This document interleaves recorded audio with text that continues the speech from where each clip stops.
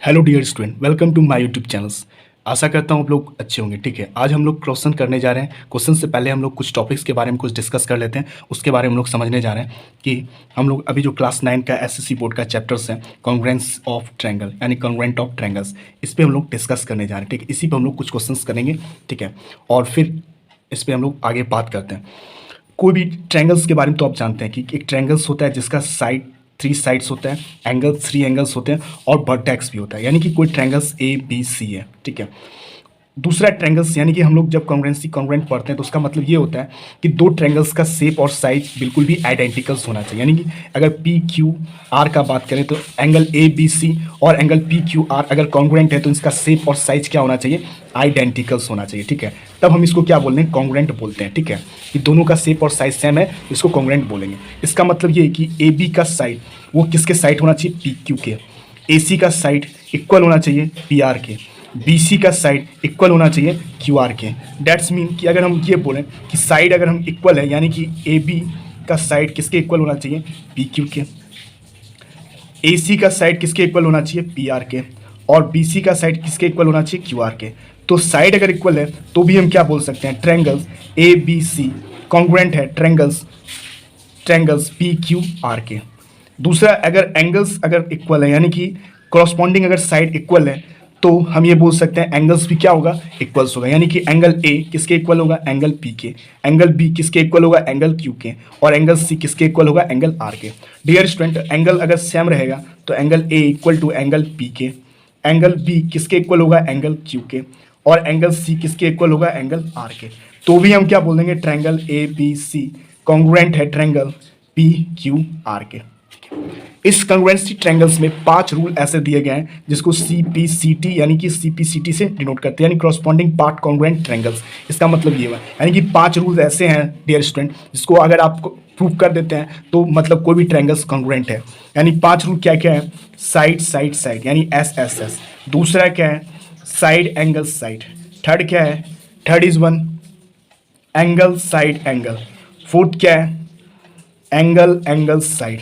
Fifth क्या है, RHS यानी राइट एंगल हाइपोटेन्यूस साइड्स। इसका मतलब हुआ। तो हम लोग क्वेश्चंस की तरफ डिस्कस करते हैं, बढ़ते हैं। और आपको ये 5 रूल्स जो मैंने लिखा है उसी क्वेश्चंस में एक एक करके एक क्वेश्चंस के साथ उसको अंडरस्टैंडिंग करते हुए चलेंगे। ठीक है, हेलो स्टूडेंट्स, इस क्वेश्चंस को हम लोग करने जा रहे हैं कि हम लोग एक एक करके इस रूल्स रेगुलेशंस को हम लोग देखेंगे, है ना। कि जो रूल रेगुलेशन बताए थे आपको कि SSS से, है ना, फर्स्ट रूल। दूसरा SAAS से सेकेंड रूल, है ना। फिर उसी तरह हम लोग 5 रूल्स को हम लोग डिनोट करेंगे, एंगल SA, है ना, ये सेकेंड, ये थर्ड।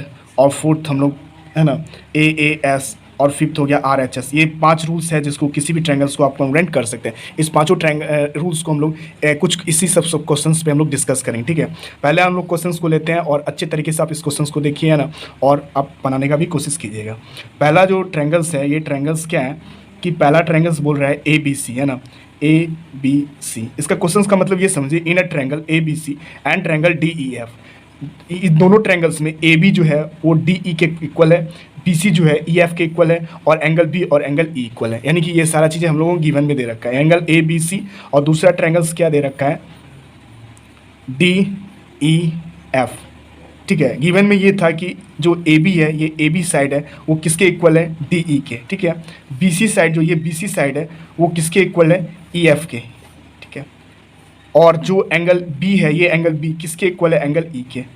ये हमें दे रखा है। ठीक है, तो हम क्या करेंगे, हमको प्रूव करना है कि ट्रायंगल जो है ABC, ये DEF क्या होना चाहिए, कॉन्ग्रुएंट होना चाहिए। यानी ट्रायंगल्स ABC कॉन्ग्रुएंट होना चाहिए ट्रायंगल DEF के।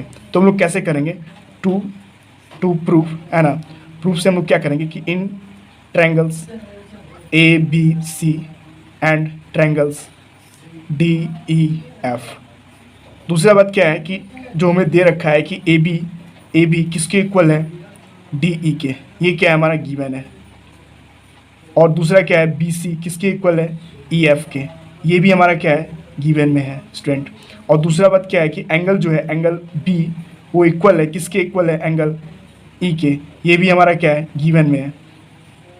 तो देखिए क्या है कि ये दो साइड्स हमको मिल गया और एंगल्स मिल गया। यानी कि ये किस तरह प्रूफ हो रहा है, बाय SAS, यानी एंगल साइड एंगल साइड, है ना।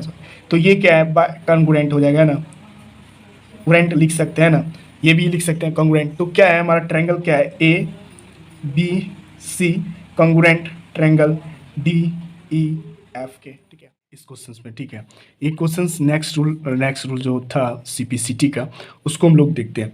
इसमें क्या क्या इस क्वेश्चन में क्या कर रहा है, अब देखिए, इन ट्रायंगल ए बी सी है ना, and triangle D E F, angle B जो है एंगल ई के 90 डिग्री है, और angle C D F equal है, और बी सी इक्वल है ई एफ के, यानी कि एक राइट ट्रायंगल बनाना है, ठीक है। समझ में आ रहा है, जैसे कि एंगल बी और एंगल ई 90 डिग्री, यानी कि मतलब कि राइट एंगल ट्रायंगल ही कह रहा है।